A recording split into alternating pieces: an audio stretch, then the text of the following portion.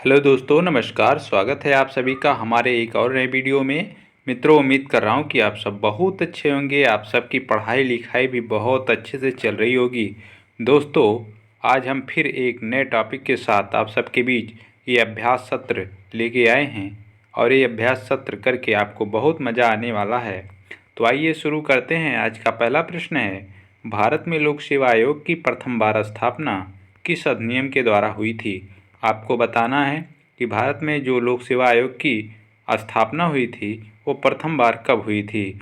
तो option A है Indian council act 1892, option B है council act 1909, government of India act 1919, government of India act 1935। तो आपको बताना है कि प्रथम बार लोक सेवा आयोग की स्थापना जो हुआ था वो हुआ था मित्रों गवर्नमेंट ऑफ इंडिया एक्ट 1919 के अधिनियम द्वारा। ऑप्शन सी सही हो जाएगा दोस्तों, इसमें ऑप्शन सी सही हो जाएगा। ठीक है, अगला प्रश्न देखते हैं मित्रों। आपकी स्क्रीन पर अगला प्रश्न है, लिखा है प्रांतीय स्वायत्तता कब प्रदान की गई थी? आपको बताना है प्रांतों में स्वायत्तता कब प्रदान की गई थी। 1909 ईसा में, 1919 ईसा में, 1935 ईसा में, 1947 ईसा में।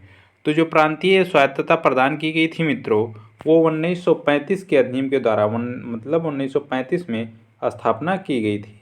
1935 का अधिनियम था, उसी के द्वारा जो प्रांतों में द्वैध शासन लागू हुआ था 1919 के अधिनियम के द्वारा प्रांतों में लागू हुआ था, इसको उठा के 1935 के अधिनियम में केंद्र में लागू कर दिया गया और जो है प्रांतों को स्वायत्तता प्रदान कर दी गई। ठीक है, 1935 के अधिनियम के द्वारा। तो अगर ये पूछ ले वो द्वैध शासन राज्यों में या प्रांतों में कब किस अधिनियम के द्वारा लागू हुआ, तो आप बताइएगा 1919 के अधिनियम के द्वारा। और केंद्र में किस अधिनियम के द्वारा लागू हुआ था द्वैध शासन, तो 1935 के अधिनियम के द्वारा। ठीक है, और इसी अधिनियम के द्वारा प्रांतों में स्वायत्त शासन भी स्थापना हुई थी 1935 के अधिनियम के द्वारा। ठीक, आप लोग इसको याद जरूर रखेंगे। अगला प्रश्न देखते हैं हम लोग। अगला प्रश्न है आपकी स्क्रीन पर, 1935 ईसा के भारत सरकार अधिनियम द्वारा स्थापित संघीय न्यायालय के प्रथम मुख्य न्यायाधीश थे। तो संघीय न्यायालय की स्थापना भारत में कब हुई? 1935 ईसा में। इसी अधिनियम से 1935 के जो गवर्नमेंट ऑफ इंडिया एक्ट था उसी के द्वारा संघीय न्यायालय की भारत में स्थापना की गई थी। अब इसमें पूछ रहा है कि 1935 के अधिनियम के द्वारा वो जो संघीय न्यायालय स्थापना हुई थी उसका मुख्य न्यायाधीश कौन था? तो sir Basil Wood Brown, lord Mount Temple, lord Zetland, sir Maurice Gwyer. तो आपको यही बताना है। ऑप्शन इसमें जो सही हो जाएगा मित्रों ऑप्शन डी सही हो जाएगा, मॉरिस गोयर। मॉरिस गोयर जो थे ये प्रथम संघीय न्यायालय के प्रथम मुख्य न्यायाधीश थे। ठीक है, आपको इसको याद रखना है, प्रथम मुख्य न्यायाधीश थे मित्रों, इसको आपको जरूर याद रखना होगा। ठीक, अगला प्रश्न है, वह अधिनियम जिसे जवाहरलाल नेहरू ने दास्ता का चार्टर कहा था, कौन सा अधिनियम है जिसे जवाहरलाल नेहरू ने दास्ता का चार्टर कहा था? 1773 का regulating act, vernacular press act को, 1919 का भारत सरकार अधिनियम को, 1935 का भारत सरकार अधिनियम। तो इसमें जो ऑप्शन हो जाएगा मित्रों, इसमें ऑप्शन डी सही हो जाएगा। 1935 का भारत सरकार जो अधिनियम आया था इसी को जवाहरलाल नेहरू ने दास्ताकार चार्टर एक्ट कहा था। ठीक है, ऑप्शन डी सही हो जाएगा इसमें। अगला प्रश्न है आपकी स्क्रीन पर। अगला प्रश्न है, संवैधानिक सभा की स्थापना किसके द्वारा हुई थी? किस प्रस्ताव के द्वारा? कैबिनेट मिशन योजना द्वारा, माउंटबेटन योजना, इनमें से कोई नहीं। तो संवैधानिक सभा की जो स्थापना हुई थी मित्रों वो कैबिनेट मिशन योजना के द्वारा हुई थी। ऑप्शन बी सही हो जाएगा, इसलिए इसमें कौन सा ऑप्शन बी सही हो जाएगा। ठीक, अगला प्रश्न देखते हैं हम लोग। अगला प्रश्न है आपकी स्क्रीन पर, बंगाल विभाजन के बाद पूर्वी बंगाल का प्रथम गवर्नर जनरल कौन बना? तो बंगाल विभाजन के बाद जो पूर्वी बंगाल का प्रथम गवर्नर जनरल था मित्रों वो आपको बताना है कौन था। Bampfylde Fuller, Charles Grant, Charles Napier, Metcalfe. तो बंगाल विभाजन के बाद पूर्वी बंगाल का जो प्रथम गवर्नर था मित्रों वो ब्लाम फील्ड फुल्लर था। ऑप्शन ए सही हो जाएगा दोस्तों, कौन? ऑप्शन ए सही हो जाएगा। ठीक है, आप लोग इसको याद रखेंगे। अगला प्रश्न है मित्रों, लिखा है किस वायसराय द्वारा कांग्रेस को प्रतिबंधित कर दिया गया था? किस वायसराय द्वारा? लॉर्ड हार्डिंग द्वारा, लॉर्ड कैनिंग द्वारा, लॉर्ड ब्लिंगटन द्वारा, लॉर्ड चैम्बर्स द्वारा। तो वो वायसराय जो था, जो कांग्रेस को प्रतिबंधित किया था मित्रों, वो लॉर्ड विलिंगटन था। ठीक है, इसलिए ऑप्शन इसमें सी सही हो जाएगा। कौन सा? जो कांग्रेस को प्रतिबंधित कर दिया था 1931 में मित्रों। कब? 1931 में इसने कांग्रेस को प्रतिबंधित कर दिया था। ठीक है, अगला प्रश्न देखते हैं मित्रों। अगला प्रश्न है, निम्नलिखित में किसने 1899 ईसा में कलकत्ता कारपोरेशन एक्ट पारित किया था? तो अगर इस प्रश्न को आपको याद हो कि वायसराय का क्रम याद हो, कौन सा वायसराय कब भारत में नियुक्त हुआ था, अगर वो याद हो तो आपको आसानी से ऐसे प्रश्न करने में आसानी होगी। ठीक है, तो आइए देखते हैं। ऑप्शन है ए लॉर्ड डफरिन था, लॉर्ड कर्जन था, लॉर्ड रिपन था कि लॉर्ड मिंटो था। तो मित्रों 1899 में कलकत्ता कारपोरेशन एक्ट जो पारित किया था वो लॉर्ड कर्जन था मित्रों। ऑप्शन बी सही हो जाएगा, क्योंकि बिलेजली के बाद ये लॉर्ड कर्जन ही जो है यहाँ का वायसराय बनता है। ठीक है, अगला प्रश्न है। अगला प्रश्न है मित्रों, लिखा है निम्न में से सही सुमेलित है। लॉर्ड एलनबरो अवध का विलय, लॉर्ड डलहौजी सिंध का विलय, लॉर्ड बिलेजली चौथा आंग्ल मैसूर युद्ध, सर जॉन शोर तृतीय आंग्ल मैसूर युद्ध। तो इसमें जो सही सुमेलित है मित्रों वो ऑप्शन सी सही हो जाएगा।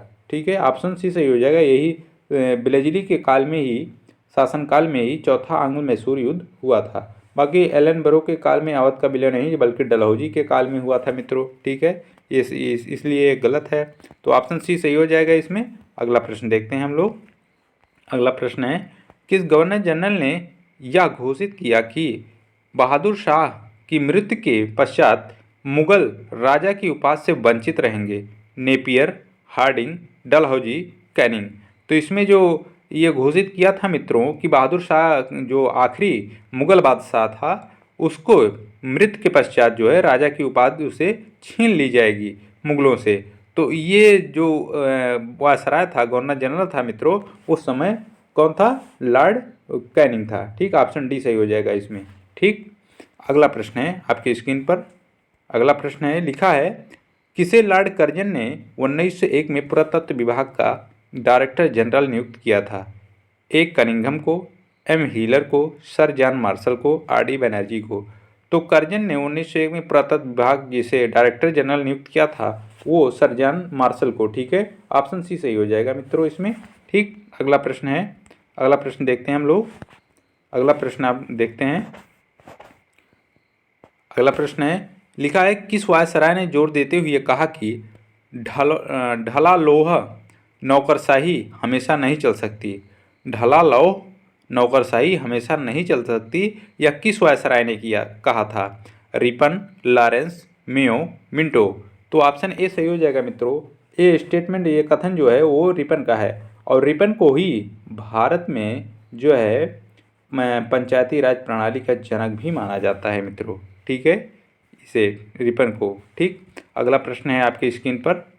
इनमें से किसने भारत में बैपिस्ट मिशनरियों की गतिविधियों को विनाशक माना था? बैपिस्ट मिशनरियों की गतिविधियों को किसने विनाशक माना था?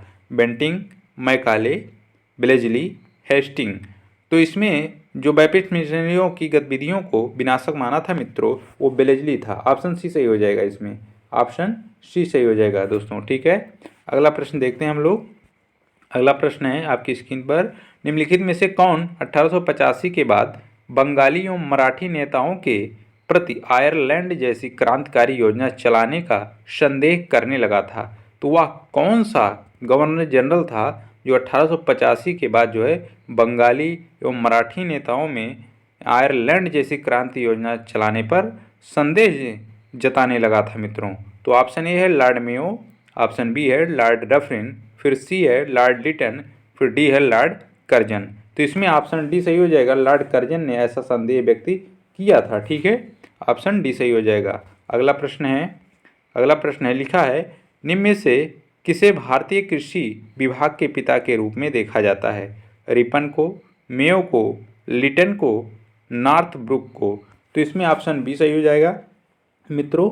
लॉर्ड मेयो को जो है वो भारतीय कृषि विभाग का पिता कहा जाता है। ठीक है, इन्होंने कृषि के कार्य में बहुत ही योगदान किया था। ठीक, अगला प्रश्न है, हेस्टिंग के प्राप्त करने के पूर्व कंपनी का कोषागार कहाँ था? कलकत्ता में, बर्धमान में, मुर्शिदाबाद, हुगली में। तो ऑप्शन इसमें सी सही हो जाएगा दोस्तों, मुर्शिदाबाद में था। ठीक है, हेस्टिंग के प्राप्त करने के पूर्व जो कंपनी का कोषागार था वो कहाँ था, मुर्शिदाबाद में था। ठीक है, ऑप्शन सी सही हो जाएगा। अगला प्रश्न है, इल्बर्ट बिल विवाद किसके शासनकाल के दौरान हुआ था? कर्जन के काल में, कि लिटन के काल में, कि रिपन के काल में, कि मेयो के काल में? आपको बताना है। इल्बर्ट बिल जो विवाद आया था 1882 में मित्रों, वो सॉरी 1800 में, हाँ 1882 में ही आया था। वो किसके काल में आया था? वो रिपन के काल में आया था। ठीक है मित्रों, और इसी के चलते लॉर्ड रिपन ने इसी विवाद के चलते जो है ये अपने पद से इस्तीफा दे दिया था मित्रों। ठीक, लॉर्ड रिपन को। ठीक, अगला प्रश्न देखते हैं हम लोग, कौन गवर्नर जनरल था जब 1857 का विद्रोह हुआ था? तो आपको बताना है वह गवर्नर जनरल कौन था जो 1857 का विद्रोह जब हुआ तो गवर्नर जनरल भारत का कौन था? लॉर्ड डलहौजी था, लॉर्ड कैनिंग था, लॉर्ड मिंटो था, लॉर्ड हार्डिंग था? तो 1857 का जब विद्रोह हुआ मित्रों तो उस समय वायसराय और गवर्नर जनरल जो था वो कौन था? वो लॉर्ड कैनिंग था। ऑप्शन बी सही हो जाएगा। ठीक है, अगला प्रश्न देखते हैं हम लोग। अगला प्रश्न है, ये हो गया। अगला प्रश्न है, आपको लिखा है, भारत में सहायक संधि पर हस्ताक्षर सर्वप्रथम किसने किया था? पेशवा, अवध के नवाब, हैदराबाद का निजाम, तंजौर के शासक? तो भारत में सहायक संधि पर हस्ताक्षर जो सर्वप्रथम किया था मित्रों वो अवध का नवाब किया था। ठीक है, ये ऑप्शन बी सही हो जाएगा। अगला प्रश्न है, अगला प्रश्न है दोस्तों आपकी स्क्रीन पर है, निम्नलिखित भारतीय शासकों में कौन सर्वप्रथम सहायक संधि में सम्मिलित हुआ? अवध का नवाब, मैसूर का राजा, बाजीराव द्वितीय, निजाम अली? तो इसमें ऑप्शन ए सही हो जाएगा। ऑप्शन ए सही, अवध का नवाब था मित्रों। ठीक है, अगला प्रश्न देखते हैं हम लोग, कर्नल स्लीमैन ने निजाम को हराया, मैसूर निजाम को हराया था, मैसूर को हराया था, पिंडारियों को हराया था, कि ठगों का दमन किया था? जो कर्नल स्लीमैन था मित्रों वो जो है ठगों का दमन किया था। ऑप्शन डी सही हो जाएगा। ऑप्शन डी सही हो जाएगा। और ये किसके शासनकाल में आया एक का कर्नल नियुक्त किया गया था मित्रों? वो था कैनिंग। तो कैनिंग ने सॉरी कैनिंग नहीं सॉरी बेंटिंग था वो, कि कौन सा? ये बेंटिंग ने इसे आदेश दिया था और ये पिंडारियों का दमन इसने ठगों का दमन इसने किया था। इसलिए क्योंकि ये ठग जो है वो लोगों का सर काट के जो है वो देवी काली को चढ़ाते थे। ठीक है, ऑप्शन डी सही हो जाएगा। इसलिए बेंटिंग ने इसको आदेश दिया था। ठीक, 1833 में संभवतः ये ऐसा किया था। ठीक, अगला प्रश्न है, बस मित्रों आज के लिए इतना ही प्रश्न है। मिलते हैं किसी और नए टॉपिक के साथ, तब तक आप लोग पढ़ते रहिए मस्ती के साथ, और वीडियो कैसा लगा आप लोग ज़रूर बताइएगा। मिलते हैं किसी और नए टॉपिक के साथ, तब तक सभी को नमस्कार, जय हिंद।